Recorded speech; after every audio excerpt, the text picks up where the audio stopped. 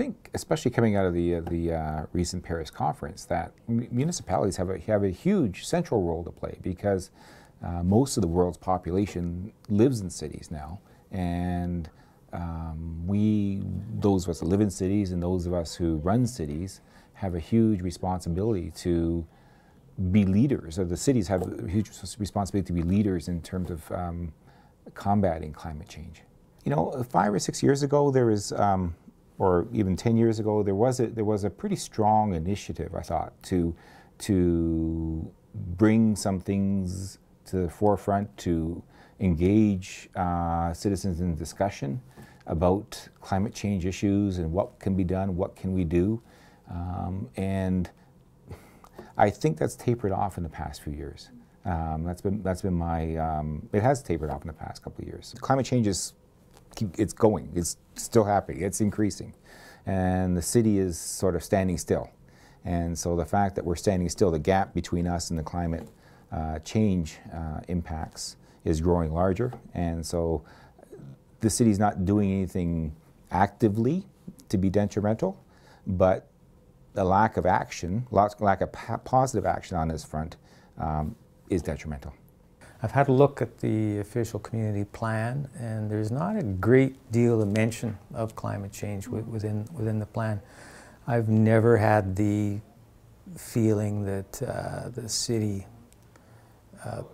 takes on climate change as a priority issue.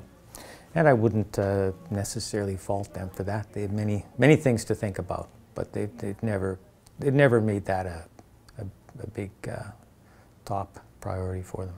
If we're going to reduce greenhouse gas emissions in Regina, we need to reduce our energy consumptions. And when you have a city that sprawls, when you have low density housing, that's extremely hard to do. And Regina, together with Saskatoon, is one of the lowest density cities in North America. So we're setting ourselves up not just for high emissions today, but over the long term as well. It's very hard to recover from a low density structure. For a city like Regina, as a provincial capital, I think there are a couple of roles. As a city generally, our job is to model behavior and to share information that informs and raises awareness. As a capital city, we have an obligation, I think, to continue that modeling behavior on behalf of municipalities across the country, so that we're part of a collaboration that makes sure that the messages that the federal government and the province is intending to deliver are incorporated and reflected in the behaviors and the policy choices that we make.